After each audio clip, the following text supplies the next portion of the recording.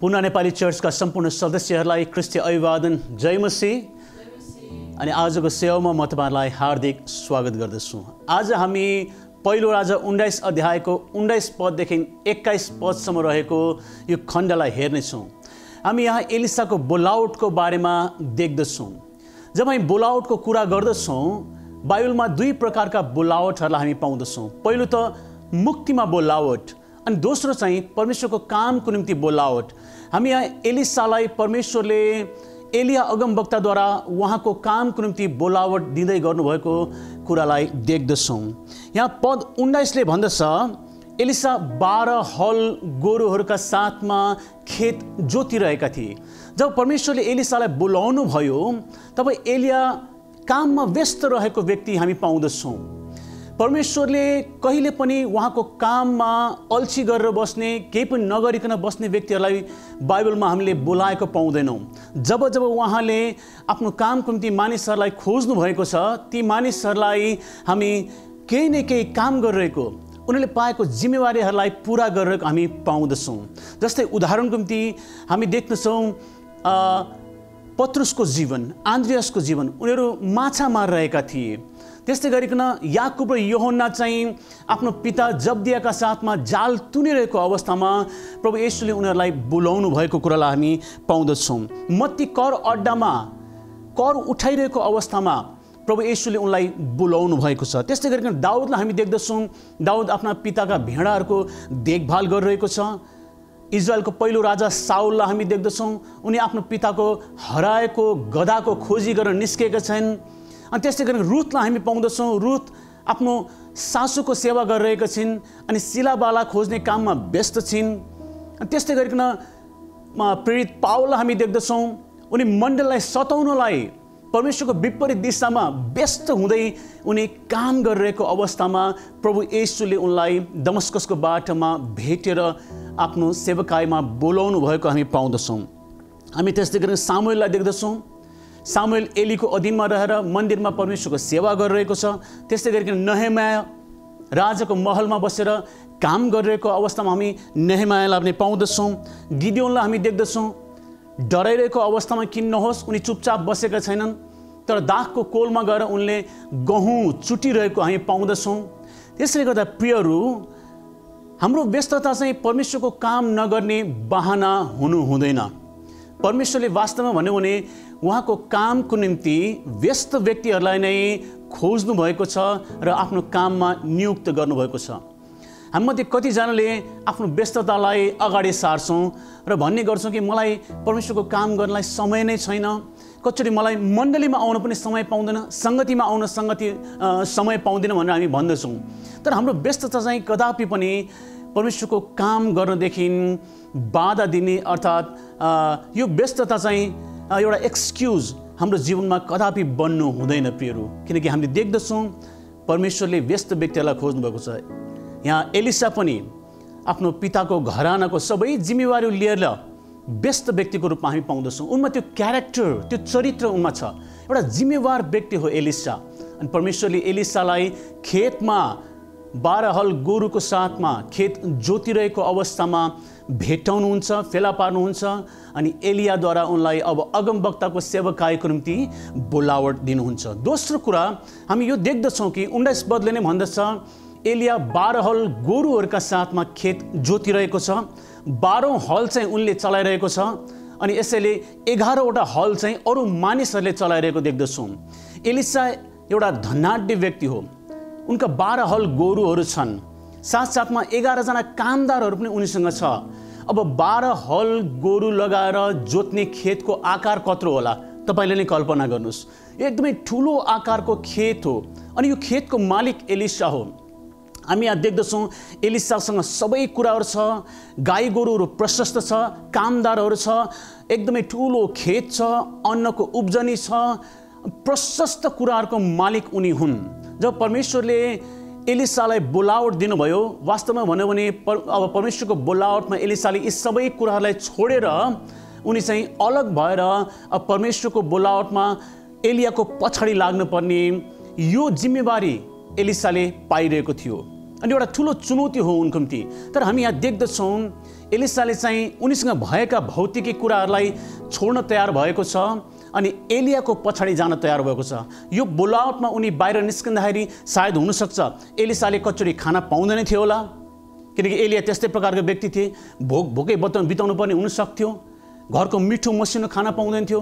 त्यो घरको सुरक्षा, आफ्नो आफन्तहरूको बिचमा जुन सुरक्षाको अनुभव उनले गरिरहेको थिए, त्यो सुरक्षाको घेराबाट अब निस्केर पूर्ण रूपमा परमेश्वरमाथि भरोसा गरेर एलियाको पछाडि लाग्नुपर्ने, परमेश्वरको बोलावटलाई पुरा गर्नलाई उनी पछि लाग्नुपर्ने त्यो साहस, त्यो निर्णय एलिसालाई गर्नु परिरहेको थियो अब। अनि हामी देख्दछौँ एलिसाले यो निर्णय यहाँ गरेको हामी पाउँदछौँ प्रियहरू। त्यस्तै गरिकन हामी देख्दछौँ जब एलियाले गएर एलिसालाई बोलावट दियो, एलियाले आफ्नो खास्टो एलिसालाई ओढाइदिएको छ। कतिजना बाइबलविदहरूले भन्दछ यो कपडाको खास्टो होइन, तर यो चाहिँ छालाको एउटा ओढ्ने जस्तो हो, किनकि त्यति बेलाको समयमा अगमवक्ताहरूले छालाको पोसाक लगाउने गर्दथे अनि अगमवक्ताहरूलाई चिनिने नै उनीहरूको पोसाकद्वारा थियो। यसले गर्दाखेरि बाइबलविदहरूको भनाइ चाहिँ के हो भन्दाखेरि चाहिँ यो छालाको भुत्ला भएको पोसाक एलिसामाथि ओढाइदिएर एलियाले चाहिँ एलिसालाई अभिषेक गरेका थिए र अगमवक्ताको सेवकाईमा उनले बोलाउँदै थिए। हामी यहाँ देख्दछौँ दोस्रो राजा 1:8 लेखिएको छ, तिनीहरूले जवाफ दिए, तिनी भुत्लाका लुगा लगाएका र कम्मरमा छालाको पेटी बाँधेका मानिस थिए। राजाले भने तिनी त तिस्बी एलिया हुन्। एलिया आफै पनि भुत्लाको पोसाक लगाउने, छालाको पेटीले कम्मरमा बाँधेको व्यक्ति थिए। यसले गर्दा एलियासँग भएको वस्त्र चाहिँ कस्तो थियो भन्दा चाहिँ त्यो भुत्लाको पोसाक, भुत्लाको छालाको ओढ्ने चाहिँ एलियासँग थियो। त्यही ओढ्ने चाहिँ उनले एलिसालाई ओढाइदिएको छ अनि यसरी अभिषेक गरेको छ अनि परमेश्वरको काममा उनले बोलाएको हामी यहाँ पाउँदछौँ प्रियहरू। परमेश्वरको बोलावटमा हामी एलिसाको प्रतिक्रियालाई देख्दछौँ। उनले अब जब एलियाले उनलाई त्यो वस्त्र ओढाइदिए, उनले आफ्नो बोलावटलाई बुझे, किनकि यो छालाको वस्त्र जब उनीमाथि ओढाइयो उनले आफैलाई हेरे अनि उनले थाहा गरे कि अब परमेश्वरले मलाई चाहिँ अगमवक्ताको सेवकाईमा बोलाउँदै हुनुहुन्छ।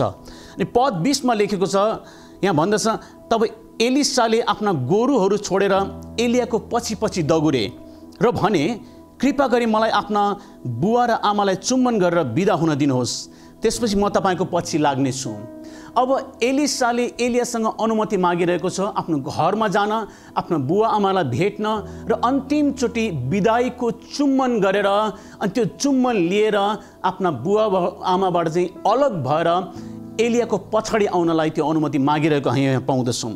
वास्तवमै एलियालाई जब अनुमति मागिरहेको थियो एलिसाले आफ्नो आमा बुवाप्रतिको जिम्मेवारीलाई हेलचेक्राइ गरिरहेको होइन। उनको आमा बुवाप्रतिको जुन जिम्मेवारी छ, उनको प्रेम आमा बुवाप्रति जुन छ, यो एकदमै ठुलो छ। तर परमेश्वरको बोलावट चाहिँ उनको जीवनमा अझै नै महत्त्वपूर्ण, अझै एकदमै ठुलो छ अनि यो बोलावटलाई उनले गम्भीरतापूर्वक लिन आवश्यक छ। अनि यसैले गर्दाखेरि अब यो बोलावटले यद्यपि उनलाई आफ्नो आमा बुवाबाट टाढा लैजाँदैछ, तर एलिसालाई थाहा छ कि यही बोलावटले उनलाई चाहिँ आमा बुवाबाट टाढा लगे तापनि परमेश्वरको चाहिँ नजिकमा उनलाई पुर्याउँदैछ भन्ने कुरा पनि एलिसालाई थाहा छ। त्यसले गर्दा अब उनी अन्तिमचोटि आफ्नो आमा बुवालाई भेट्न चाहन्छ अनि चुम्बन गरेर उनी एलियाको पछि आउन चाहन्छ। मत्ती 10:37 र 38 यसरी लेखेको छ, जसले मलाई भन्दा बढी आफ्ना बुवा वा आमालाई प्रेम गर्दछ त्यो मेरो योग्यको हुन सक्दैन।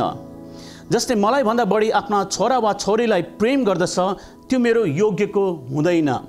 जो आफ्नो क्रुस उठाएर मेरो पछि लाग्दैन त्यो मेरो योग्यको हुँदैन।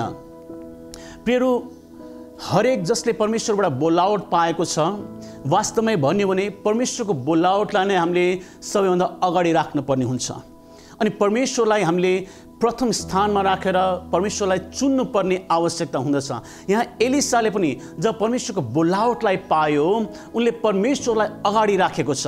आफ्नो सबै आफन्तहरूभन्दा पनि, आफ्नो सबै सम्बन्धहरूभन्दा पनि, आफूमा भएका सबै कुराहरूभन्दा पनि परमेश्वरलाई उनले आफूमा सबैभन्दा पहिलो स्थान दिएको छ अनि अगाडि राखेको छ अनि यसरी परमेश्वरको बोलावटलाई उनले छान्ने निर्णय गरेको छ। प्रभु येशूले नै भन्नुभएको अनुसार उहाँलाई हामीले गर्नुपर्ने प्रेम चाहिँ सबैभन्दा उत्कृष्ट प्रेम, पहिलो प्रेम हुनुपर्ने प्रियहरू।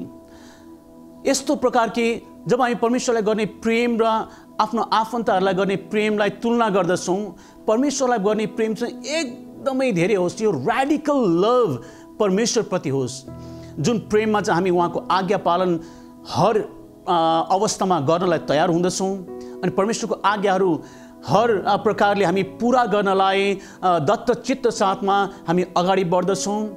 यो प्रकारको समर्पणता र प्रेम परमेश्वरले हामीबाट माग गर्नुहुन्छ।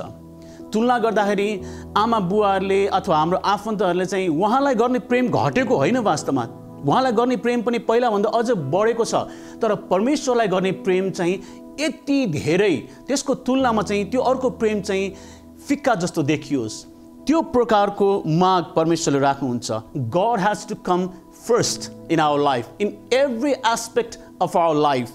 अनि त्यसले गर्दाखेरि हामी यहाँ देख्दछौँ एलिसाले आफ्नो बुवाको खेत, पशु, घर सबै कुराहरू छोड्न तयार भएको छ।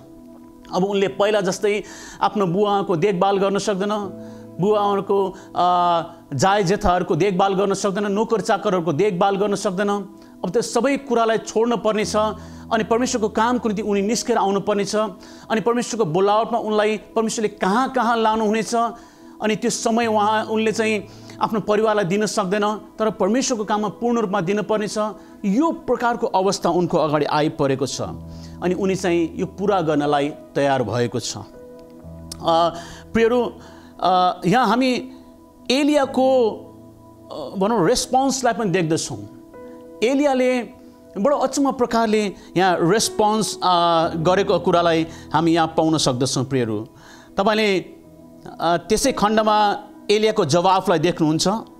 एलियाले भनेको छ, जाऊ न, मैले तिमीलाई के गरेको छु र? अहिलेको समयमा यो जवाफलाई हामीले यसो विचार गर्यो भने बडो अनौठो प्रकारको जवाफ जस्तो लाग्दछ, हामीलाई बुझ्न गाह्रो हुँदछ।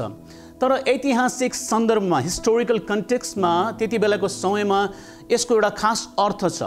ल्याटिन भल्गेटले यसलाई यस प्रकारले बताएको छ, go and return back for that which was my part I have done the, जसको मतलब हो गएर फर्केर आओ, मेरो भागको जिम्मेवारी मैले पुरा गरेको छु। अर्को शब्दमा भन्ने हो भने चाहिँ एलियाले एलिसालाई भनिरहेको छन्, तिमीलाई बोलावट के मैले दिएको हुँ र? मैले तिमीलाई यो गर त्यो गर भनेर भन्ने, यो बोलावट त परमेश्वरबाट आएको हो अनि यसको यो बोलावटप्रति रेस्पोन्स के गर्ने हो, प्रतिक्रिया के गर्ने हो, त्यो तिम्रो जिम्मेवारी हो, तिमी आफै जान के गर्नुपर्ने हो, मैले गर्नुपर्ने काम चाहिँ मैले गरिसकेँ। यो प्रकारको जवाब एलियाले एलिसालाई दिइरहेको छ। प्रियहरू, यो जवाफमा केही रहस्यहरू लुकेको छ। एलियालाई थाहा छ अब एलिसा सबै कुरालाई छोडेर बाहिर निस्केर आएको छ परमेश्वरको काम गर्नलाई, अनि यो काम गर्न त्यति सजिलो छैन। उनले धेरै चुनौतीहरूका सामना गर्नुपर्ने छ, कसरी भोक बोकेर रहन पर्ला, उनले खतराको सामना गर्न पर्ला, भनाइको सामना गर्न पर्ला, उनको प्राणमाथि खतरा आइपर्न सक्छ। यी सबै प्रकारका चुनौतीहरू उनको अगाडि आइपर्न सक्छ। यो सजिलो बोलावट होइन, यो एलियालाई थाहा छ। त्यसले गर्दाखेरि एलिसालाई भन्दछ, तिमीलाई परमेश्वरले बोलाउनु भएको हो, मैले होइन, अनि परमेश्वरसँग नै सोध अनि परमेश्वरलाई नै जवाफ देऊ। मैले गर्नुपर्ने काम मैले पुरा गरेँ, परमेश्वरले मलाई भन्नुभयो तिमीलाई गर, अभिषेक गर भनेर, त्यो मैले पुरा गरेँ, मेरो जिम्मेवारी पुरा भयो, अब तिम्रो जिम्मेवारी तिमी जान भन्ने प्रकारले जवाफ दिएको कुरालाई हामी पाउँदछौँ। प्रिय, परमेश्वरको काम गर्नु सजिलो छैन, परमेश्वरको बोलावटमा अगाडि आउनु चाहिँ सजिलो कुरा छैन। तर एउटा कुरा म तपाईँलाई के भन्न चाहन्छु भन्दाखेरि, परमेश्वरको काम गर्न सजिलो नभए तापनि परमेश्वरको काम चाहिँ एक्साइटिङ चाहिँ छ। हामी प्रतिदिन उहाँमा भरोसा गरेर जब उहाँको काममा अगाडि बढ्दछौँ, धेरै चुनौतीहरूको सामना हामीले गर्नुपर्दछ, तर परमेश्वरले आफ्नो हात फैलाएर उहाँको बाहुलीको शक्तिशाली काम पनि हामीलाई देख्ने मौका दिनुहुन्छ। उहाँले हाम्रो आवश्यकताहरूलाई पुरा गर्नुहुन्छ अनि यो कुरालाई हामी अनुभव प्रतिदिन गर्न पाउँदछौँ परमेश्वरको काममा जब हामी निस्केर आउँदछौँ। प्रभु येशूले लुका 9को 62मा यस प्रकारले भन्नुभएको छ, आफ्नो हात हलोमा लगाएर पछिल्लोतिर हेर्नेले परमेश्वरको राज्यको योग्य हुँदैन। हामी यहाँ देख्दछौँ प्रियहरू, एलियाले जब परमेश्वरको बोलावट पाए उनले के गरे त भन्दाखेरि उनले आफूसँग भएका हल गोरुलाई मारेका छन् अनि हलोका काठहरू जलाएर मासु पकाएका छन् र मानिसहरूलाई दिएका छन् र अनि मानिसहरूले खाएको छ। वास्तवमा भन्यो भने एलिसाले अब उनले आफू पछाडि फर्केर जाने सबै प्रकारका सम्भावनाहरूलाई, सबै प्रकारका ढोकाहरूलाई बन्द गरिदिएका छन्। परमेश्वरको काममा बाहिर निस्केर आउँदाखेरि जब चुनौतीको सामना गर्न पर्नेछ, जब गाह्रो साँगोहरू आउनेछ, उनलाई चाहिँ मनमा होइन म पिताकै घरमा फर्केर जाउँ कि क्या हो, मेरो पुरानो पेसा त बाँकी नै छन्छ, त्यसले गर्दाखेरि म फेरि गोरु जोत्न जानेछु, खेतकै देखभाल गर्न जानेछु भन्ने प्रकारका विचारहरू आउन सक्थे। त्यसैले गर्दाखेरि त्यो ढोका नै बन्द गर्दैन उनले चाहिँ आफ्नो हल गोरुलाई पनि मारेर हलको काठलाई जलाएर भनौँ न आफ्नो पेसादेखि अलग भएर, आफ्नो जायजादादेखि अलग भएर उनी परमेश्वरको काममा पूर्ण रूपमा दत्तचित्त साथमा एउटै मनको द्वारा उनी परमेश्वरको काम र यो बोलावटमा चाहिँ अगाडि बढ्नलाई तयारी भएर आएको हामी देख्दछौँ। प्रियहरू, हामी दुईटा नाउँमा खुट्टा राखेर जिउन सक्दैनौँ। या त हामी परमेश्वरको सेवा गर्छौँ या त हामी संसारको सेवा गर्छौँ। तपाईँ र मैले चुनाव गर्नुपर्छ हामी कसको सेवा गर्ने हो भनेर। हामीले परमेश्वरको सेवामा जब आफ्नो नजर टिकाउँदछौँ, परमेश्वरको बोलावटलाई बुझेर हामी अगाडि बढेर आउँदछौँ, हामी पछाडि फर्केर बारम्बार हेर्नेहरू, त्यही मन लगाउनेहरू हामीहरू कदापि हुनु हुँदैन। त्यस्ता व्यक्तिहरू वास्तवमा भन्यो भने परमेश्वरको राज्यको योग्य हुनै सक्दैन, उहाँको कामको निम्ति त योग्य अझै पनि हुन सक्दैन। त्यस्ता व्यक्तिहरूबाट कुनै पनि प्रकारका फलदायी सेवकाई पनि हुन सक्दैन। हामी यहाँ देख्दछौँ एलिसा अगमवक्ता बन्नुभन्दा पहिला उनी चाकर बनेका छन्। धेरैजना परमेश्वरका मानिसहरूले परमेश्वरद्वारा शक्तिशाली रूपमा चलाइएको चाहना राख्नुहुन्छ। एलिसाको जस्तै दोबर अभिषेकको चाहना गर्दछन् अनि प्रार्थना पनि गर्दछन् कि प्रभु मलाई अभिषेक गर्नुहोस्, एलिसाको जस्तै दोबर अभिषेक दिनुहोस् भनेर। तर एलिसाले जस्तै मूल्य चुकाउन चाहिँ थोरैजना मात्रै तयार हुँदछन्। एलिसाले जस्तै आफूलाई नम्र तुल्याएर त्यो चाकरको स्थानमा बसेर आफ्नो सेवकाईको सुरुवात गर्न चाहिँ कम मात्र व्यक्तिहरूले त्यस्तो चाहना राख्दछन्। धेरैजनाले चाहिँ एकैचोटि माथिल्लो स्तरमा आइकन सेवकाई गर्ने इच्छा राख्दछन् अनि मूल्य चुकाउन चाहँदैनन्। प्रियहरू, आज परमेश्वरले चलाउनु भएका परमेश्वरका महान दासहरू त्यो स्थानमा त्यतिका आएको होइन। अदृश्यमा उहाँहरूले धेरै सङ्घर्ष गर्नुभएको छ, धेरै चुनौती र मुस्किलातहरूको सामना उहाँहरूले गर्नुभएको छ, धेरै मूल्य चुकाउनु भएको छ। प्रियहरू, अनि परमेश्वरले उहाँहरूलाई उठाइकन अभिषेक गरेर त्यो स्थानमा ल्याउनु भएको छ। हामी हरेक जसले परमेश्वरको सेवा गर्ने इच्छा गर्दछौँ हामीले आफूलाई नम्र पार्नु आवश्यक छ अनि परेमा हामी तल्लो स्थानबाट पनि यो सेवकाईको सुरुवात गर्न चाहिँ हामी तयारी हुनुपर्दछ। बाइबलले भन्दछ सानो सुरुवातलाई हामीले कदापि हेला गर्नु हुँदैन। प्रिय, त्यसैले गर्दाखेरि यदि तपाईँ र मेरो सेवकाईमा हामीले सानै काम किन्न पाऊँ, परमेश्वरको काम यो त्यति महत्त्वपूर्ण जस्तो तपाईँलाई नलाग्ला, तर यो गर्न पनि तपाईँ तयारी हुनुहुन्छ भने चाहिँ परमेश्वरले तपाईँलाई चलाउनुहुन्छ। दोस्रो राजा 3:11 लेखिएको छ, तर यहोशापातले सोधे कि यहाँ परमप्रभुका कुनै एकजना अगमवक्ता छैनन् जसद्वारा हामी परमप्रभुलाई सोधपुछ गर्न सक्छौँ। इजरायलका राजाका अधिकृतहरूमध्येका एकजनाले भने सफातका छोरा एलिसा यहाँ छन्, तिनले एलियाका हातमा पानी हालिदिन्थे। हामी यहाँ देख्दछौँ एलिसाले चाहिँ एलियाको हातमा पानी हालिदिने काम गर्दो रहेछ। यो एउटा मात्रै घटना हो, अरू धेरैवटा कुरा पनि एलिसाले एलियाको निम्ति गर्दथे, किनकि एलिसा चाहिँ एलियाका चाकर अर्थात् नोकर बनेका थिए। एलिसा एलियासँग हिँड्दाखेरि सायद हुनसक्छ एलियाको झोला बोकिदिन्थ्यो होला, एलियाको निम्ति भोजनको बन्दोबस्त मिलाउँथ्यो होला, अनि एलियाको निम्ति सुत्ने ओछ्यानहरूको बन्दोबस्त मिलाइदिने, सरसफाई गरिदिने काम पनि गर्दथ्यो होला। धेरै प्रकारका कामहरू गरेर उनले एलियाको सेवा गरिरहेका थिए। यद्यपि एलिसा आफै चाहिँ हुने खाने परिवारबाट आएको, सायद हुनसक्छ उनले आफ्नो जीवनमा नोकरहरूबाट सेवा पाइरहेको होला, उनका चाकरहरूबाट सेवा पाइरहेको होला, मिठो मिठो खाना खाने मौका पाइरहेको होला। तर यी सबैको बावजुद पनि परमेश्वरको बोलावटमा जब उनले आफैलाई दिए, उनी चाहिँ एउटा चाकरको स्थानबाट यो सेवकाईलाई सुरुवात गर्नलाई तयार भएको छ र परमेश्वरको दासको सेवा गर्नलाई उनले हिचकिचाहट गरेको हामी पाउँदैनौँ। उनी परमेश्वरको दासको सेवा गर्नलाई सदैव तत्पर रहेको हामी देख्दछौँ। प्रियहरू, उनले यो सेवकाईलाई चाहिँ मैले तल्लो स्तरबाट सुरु गरिरहेको छु भनेर सोचेनन्, तर एउटा मौकाको रूपमा उनले लिए। उनले आफ्नो गुरुको सेवा गर्दै म गुरुबाट सिक्ने मौका पाइरहेको छु भन्ने प्रकारले उनले विचार गरिरहेका थिए। यो सेवाको समय चाहिँ वास्तवमा भन्यो भने मेरो गुरुसँगको एउटा गहिरो सङ्गतिको समय हो। यसले गर्दाखेरि मेरो गुरुले जे गर्दछ त्यो सिक्दछु म भन्ने प्रकारले उनले यसलाई एउटा मौकाको रूपमा लिएको हामी पाउँदछौँ। प्रियहरू, त्यसैले गर्दाखेरि हामीले एउटा कुरा जान्नुपर्छ, हामी जस्तो व्यक्तिसँग सङ्गत गर्दछौँ हामी पनि त्यस्तै बनेर जाँदछौँ। एलिया एउटा अभिषिक्त जन हो।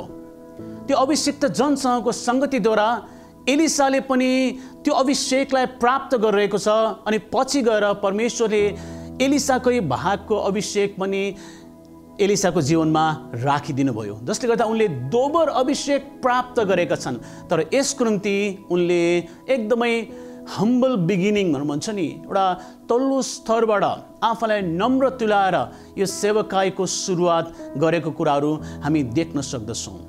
यो सजिलो थियो र? कदापि थिएन। किनकि एलिया त्यस्तो व्यक्ति जो आत्माले डोराएर कतै पनि लगिन्थ्यो अनि उनको साथमा कुद्न पर्ने, उनकै पेसमा उनसँग लगातार भइरहनु पर्ने।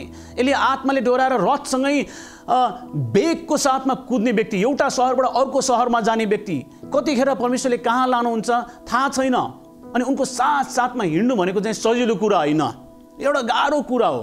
तर यो गाह्रो मूल्य चुकाउनु पनि एलिसा तयार भएको छ, जसले गर्दा उनमा चाहिँ एउटा चरित्र सेवकाईको निम्ति यो व्यक्ति तयार बनेर गइरहेको छ अनि परमेश्वरको अभिषेकलाई उनले उनको समयमा प्राप्त गरेको छ, जसलाई हामी दोबर अभिषेक भनेर भन्दछौँ।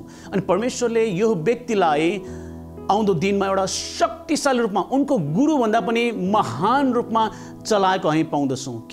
किनकि यो व्यक्ति चाहिँ परमेश्वरको सेवाको निम्ति अब त्यो अभिषेकलाई बोक्नलाई तयारी भएको व्यक्ति बनिसकेको छ। कतिचोटि हामी अभिषेक मात्रै माग्छौँ तर हामीमा चरित्रको माग गर्दैनौँ, किनकि चरित्रको जुन चाहिँ काम छ हामीभित्र यो सजिलैसित हुँदैन। धेरैवटा कुरा हामीबाट हट्न पर्ने हुन्छ अनि हामीलाई मन पर्दैन। तर प्रियहरू, तपाईँ र मेरो सेवकाई चाहिँ यदि दिगो सेवकाई हुने हो भने चाहिँ अभिषेक मात्र होइन तर चरित्र पनि हामीलाई चाहिन्छ। अनि यो व्यक्ति चाहिँ एलियासँगको सङ्गतद्वारा चरित्रमा बनिरहेको छ, क्यारेक्टरमा निर्माण भइरहेको छ अनि यसरी अभिषेकलाई पनि उसले प्रतिदिन प्राप्त गरिरहेको छ। अनि जब उसको सेवकाई गर्ने बेला आयो, परमेश्वरले उसलाई दोबर अभिषेकका साथमा शक्तिशाली रूपमा चलाउनु भयो अनि यो व्यक्ति चाहिँ मूल्य चुकाउन तयार भएको व्यक्ति बनेको छ अनि एलियाको चाकर बनेर एलियाको पछाडि लाग्नलाई पनि तयारी बनेको हामी पाउँदछौँ। पास्टर गुरुबा रोबर्ट कार्थरले भन्नुहुन्छ, गुरुको पछि लाग्नेले दोबर पाउनेछ, गोरुको पछि लाग्नेले गोबर पाउनेछ। एउटा एकदमै रमाइलो रोचक भनाइ अनि यो वास्तविक पनि हो। हामी अभिषिक्त जनहरूको सेवामा जब लाग्दछौँ, उहाँहरूसँग जब हामी सङ्गत गर्दछौँ, प्रिय त्यो सङ्गतबाट उहाँहरूको अनुभवबाट उहाँहरूको अभिषेकलाई हामीमा पनि बहेर आएको अनुभव गर्न सक्दछौँ। प्रिय त्यसले गर्दा हामी कोसँग सङ्गत गर्ने हो, हामीले कोसँग समय बिताउने हो, यो पनि एकदमै महत्त्वपूर्ण छ। अनि यो सायद सङ्गत गर्न र समय बिताउनलाई मूल्य चुकाउनु पनि पर्ला, हामी त्यसको निम्ति पनि तयारी हुनुपर्ने जरुरी हुँदछ। प्रियहरू, त्यसले गर्दा म तपाईँलाई त्यही अनुरोध गर्न चाहन्छु, तपाईँ र मलाई परमेश्वरले उहाँको कामको निम्ति बोलाउनु भएको छ। हाम्रो व्यस्ततालाई चाहिँ बहाना नबनाऊ, परमेश्वरको बोलावटलाई हामीले प्राथमिकता दियौँ, परमेश्वरलाई पहिलो स्थानमा राखौँ अनि उहाँको बोलावटमा पूर्ण रूपमा आफूलाई समर्पण गरौँ। परमेश्वरले तपाईँ र मलाई पनि उहाँको कामको निम्ति चलाउन सक्नुहुन्छ। परमेश्वरले आजको वचनमा तपाईँहरू सबैलाई आशिष दिउन्। जय मसीह।